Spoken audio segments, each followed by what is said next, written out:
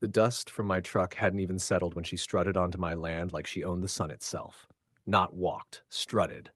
The kind of walk that screams I've never been told no in my life. Designer sunglasses, white polo with an embroidered HOA logo, clipboard tucked under her arm like a judge's gavel. I had just driven 18 hours from Seattle to bury my grandfather and claim the only thing he ever left me, 40 acres of quiet ranch land in rural Colorado. No neighbors, no noise, no rules, just memories. "Excuse me," she snapped, voice sharp enough to slice air. "You're trespassing on HOA property." I blinked. "I'm sorry. What?" She smiled, not friendly, more like a shark spotting blood. "I'm Patricia Morland, president of the Sage Valley HOA. This property was seized for unpaid dues and sold at auction 2 weeks ago." She shoved a paper in my face like she was serving an eviction notice from hell. My stomach dropped. "That's impossible. My grandfather owned this land for 47 years. There's no HOA. Patricia tilted her head, fake sympathy loaded and ready. "There is now. The county redrew the boundaries. All properties are automatically enrolled." "My grandfather died 3 months ago," I said. "He was in hospice." Her smile widened. "Then he should have paid his dues before he died." That's when I knew. This wasn't a misunderstanding. This was a setup. She wasn't confused. She was hunting, and I had just walked straight into her trap. 30 minutes later, the dusty gravel crackled under the tires of two sheriff's deputies. Patricia practically skipped toward them, clutching her clipboard like a life preserver. Her blonde ponytail bounced, her sunglasses glinting in calculated fear. "Officers, he's aggressive. He won't leave. He's trespassing." I stepped forward, holding my grandfather's deed, will, and death certificate like shields. "Sir, this is my land. I inherited it. She's claiming ownership illegally." Deputy Martinez, tired and skeptical, flipped through my papers. "This deed looks legitimate. Shows property transferred to you upon your grandfather's death." Patricia gasped theatrically. "But the HOA." "Ma'am, do you have proof this property was part of your HOA?"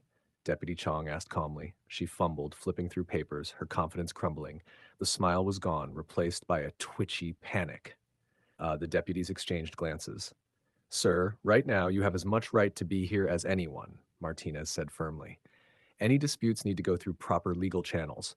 She can't have you arrested for standing on your own property." Patricia's jaw tightened. She muttered something about fiduciary duty and legal teams before storming to her SUV, kicking up dust as she sped off. I exhaled, still trembling, and called my grandfather's lawyer, Linda Chavez. Within 2 hours, she arrived, bringing a mountain of documents. After a long afternoon poring over maps and county records, we discovered the truth. Patricia had fabricated the entire foreclosure. The Sage Valley HOA had no claim. None. She'd tried to scare me off to sell the land to a developer, her brother-in-law. And now, her house of cards was about to collapse. Remember to like, share, and subscribe, and tell us where you're watching from. 3 weeks later, I watched from Grandpa Joe's porch as Patricia Morland's empire of lies unraveled. Local news cameras swarmed her suburban mansion as uniformed officers escorted her out in handcuffs. Fraud, forgery, attempted theft. The Sage Valley HOA scandal had gone viral. She had tried the same scam on at least two other elderly property owners. Her legal documents were forgeries, what her foreclosure notices completely fabricated. And the developer? Her brother-in-law, waiting in cuffs at the county jail. Neighbors whispered in shock. Friends of mine from Denver called to share screenshots of the viral news story. Even the HOA board members were forced to admit publicly that her authority had been entirely illegitimate. Patricia had prided herself on controlling everyone with clipboards, condescension, and fake legal bravado. But in the end, truth always catches up. I spent that summer restoring Grandpa Joe's ranch, repainting the barn, fixing fences, reclaiming a life that had almost been stolen. Every sunrise over the rolling Colorado hills felt like justice. Every sunset reminded me of him and the lessons he'd passed down: honor, persistence, and the courage to stand for what's yours. The HOA issued a formal apology, confirming my property had never been and never would be part of their association. I framed the letter and hung it next to Grandpa Joe's old ranch sign. Some people think authority comes with uniforms, clipboards, or lawsuits. Patricia had learned, too late, that real authority comes from the law, the truth, and courage. The final blow wasn't in court, it was the public spectacle. Patricia Morland had always loved an audience. She thrived on drama, on power trips, on making people tremble under her authority. But this time, the spotlight exposed her, not me. Her arrest had gone viral. Every HOA scam she'd tried, every elderly widow, every unsuspecting heir, was now on the evening news. Comment sections lit up with rage and mockery. Memes of her perfect ponytail and sunglasses, once symbols of control, were now symbols of hubris and humiliation. Even her HOA board members refused to visit her in jail.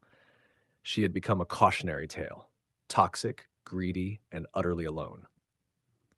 I hosted a small community gathering at the ranch, neighbors bringing coffee and smiles instead of lawsuits. The barn echoed with laughter instead of tension. I showed off Grandpa Joe's restored property like a victory flag. Every fence post, every painted board, every repaired gate was a symbol of resilience. The developer, her brother-in-law, faced prosecution, and the county strengthened safeguards against fraudulent HOA claims. Word spread far and wide. You can't bully, lie, or cheat your way to someone else's life. The law and karma will catch up.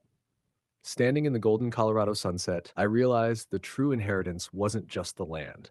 It was justice, clarity, and the reminder that integrity and courage outshine authority and intimidation.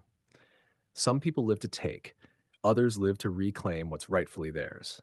Grandpa Joe's land and his legacy had survived Patricia Morland, and so had I. Don't forget to like, share, and subscribe, and let us know where you're watching from.